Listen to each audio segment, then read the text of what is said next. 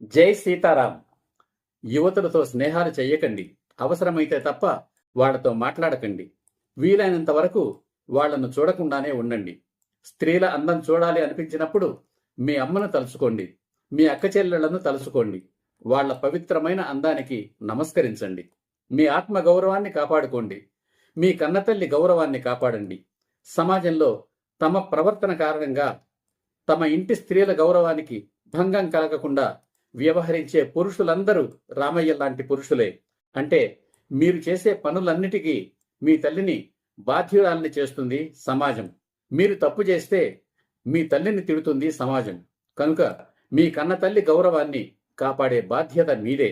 ఎంత గొప్ప ధ్యేయమైన స్త్రీని గురించే ఆలోచన మొదలైందంటే సర్వనాశనమైపోతుంది. మరికొంతకాలం పాటు మనసును నిగ్రహించుకుని కష్టపడి చదువు పూర్తి చేసుకుంటే భవిష్యత్తు అంతా ఆనందమయమే. ఒకవేళ ఎవరైనా యువతిని తాకాలని మీకు అనిపిస్తే మనసులోని ఉద్దేశాన్ని మానుకోండి. మీ మనసులో అలాంటి ఉద్దేశ్యం పుట్టకుండానే చెయ్యాలి. ఏమీ లేదు, సింపుల్. మీ చుట్టుపక్కల ఉన్న యువతులందరినీ అక్కయ్య అని, చెల్లెమ్మ అని, మరీ పెద్దవారైతే ఆంటీ అని వరస పెట్టి పిలవండి. పరస్త్రీలకు షేక్ హ్యాండ్ ఇవ్వకండి, నమస్కారం చెప్పండి. వివాహే విద్యనాశాయ, సంసారం సర్వనాశాయ అంటారు.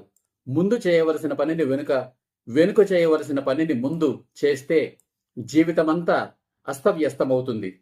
వివాహమైన తరువాత చదువుకోవచ్చు అనుకుంటే పొరపాటే.